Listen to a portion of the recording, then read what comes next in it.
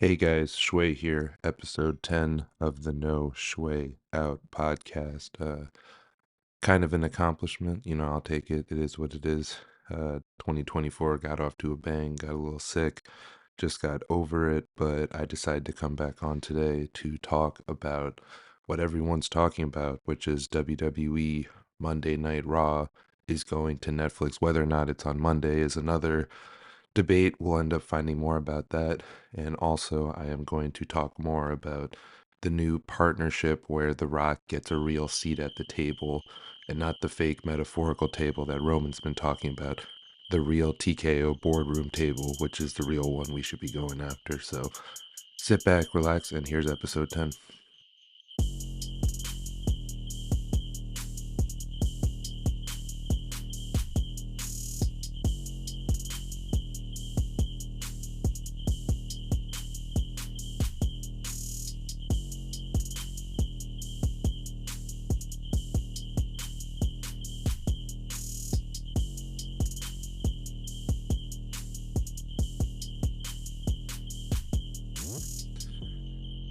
Hey guys, so yeah, we're here. We're going to talk about a little bit the WWE going to Netflix, my initial thoughts, and we're going to talk a little bit more about The Rock's deal with TKO, which to me is honestly way more interesting than what's going on with Netflix, but we got to talk about that too.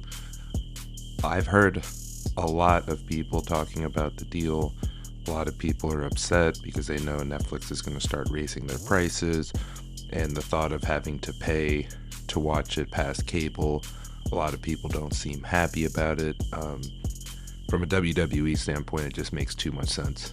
You know how many household Netflix is in, especially with the success of the Peacock deal for WWE. I don't know how much really Universal's been profiting off of it, but it's been great for growing the brand for WWE. So this seems like a very logical step for them moving forward. The deal's for $5 billion starting in 2025. I mean, you can't argue the fact that that's a whole dump truck full of money. So I'm not surprised to see it happen. I kind of thought they might go to Amazon instead, but Netflix is definitely, I wouldn't say desperate, but they definitely want to keep their hold on streaming now that there's so many other options. So it makes a lot of sense. My hope is that through this deal, perhaps you'll see other people getting streaming deals. This is a random place to start, but I was really surprised that Netflix didn't sign OVW to a deal to accompany the Wrestlers documentary, which, again, if you haven't seen that yet, definitely go check it out. It's a great watch. I highly enjoyed it. Or for someone like Impact TNA now, when I was at an event a while ago vending, they had me next to Rich Swann, and him and I were talking pretty much the whole time about how all TNA really needs is a better platform. No one's really watching Access. A lot of people don't even have Access as part of their basic cable package.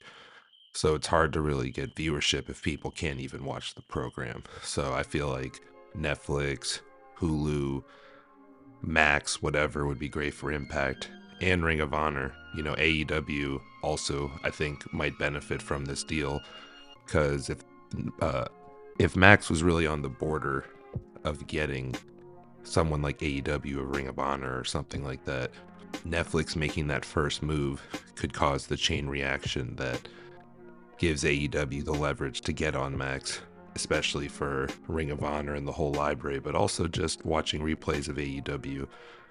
My godson's a big fan of AEW, but he doesn't have cable and he barely watches it anymore.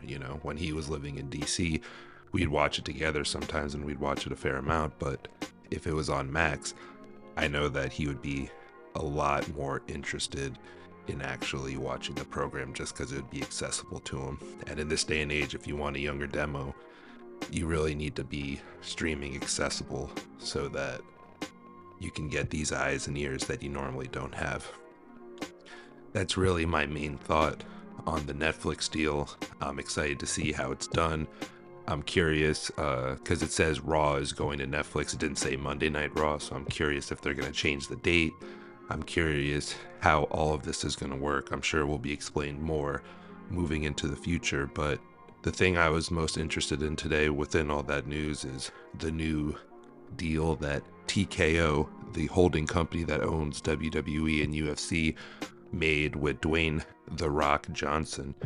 A lot of interesting tidbits in that. Definitely makes a lot of sense on both sides. It's fascinating watching. I might get a little shit for this, but to me, it's like The Rock's becoming kind of like the Oprah for men, if that makes sense, because they throw this guy's name on all sorts of stuff. There's a couple Disney Channel shows, excuse me, Disney Plus shows that had The Rock as an executive producer for like no reason besides it was The Rock, and he was on a lot of other shows doing similar stuff. And now, pretty much to be a part of the board and to be a more vocal figurehead for WWE, they're giving him $30 million in stocks, which is a lot of stock. They're giving him a seat at the real table that matters. All this talk about who's the head of the table. Well, if you saw that picture today from the TKO holding session, The Rock was sitting at the head of the table while they all listened to him. That's the real table that matters, and he has a seat there, and that's not going anywhere anytime soon. And another tidbit that I just thought was fascinating was they gave him, as part of the deal, the rights to The Rock name and likeness and all that. So he now owns the name The Rock.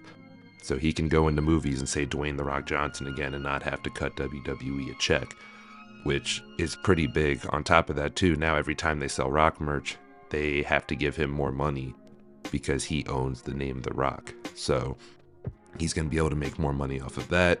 As part of the deal, too, he's going to be pushing a lot more of their stuff. So he's partnering with them. As part of that deal, he's entered into a service and merchandising agreement. So under that agreement, The Rock will provide promotional licensing and other services to the company, which, basically means now that he owns the trademark to The Rock name. He has even more incentive to push that because he's going to be making much higher royalties off of that. And they actually put in the Variety article that last year he made $491,000 in royalties from WWE, which, for us normal folk, that's a lot of money. But for someone like The Rock, that actually seemed kind of low to me compared to what he means to the brand. So now that you see him, getting the likeness name and all that, getting his rights to The Rock name, he's going to make more money off WWE. And I feel like you're going to see him pushing more of his WWE branded stuff that you haven't really seen him do, because now he actually has incentive because he got $30 million in stock. He got his likeness and all the trademarks that come with The Rock. So he'll be able to make more off of that and profit more off of that. And, getting a seat at the table, I'm sure he's going to find all sorts of more unique ways to profit off that and make money via TKO, whether it's UFC, whether it's WWE.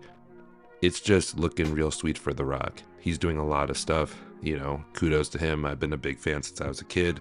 I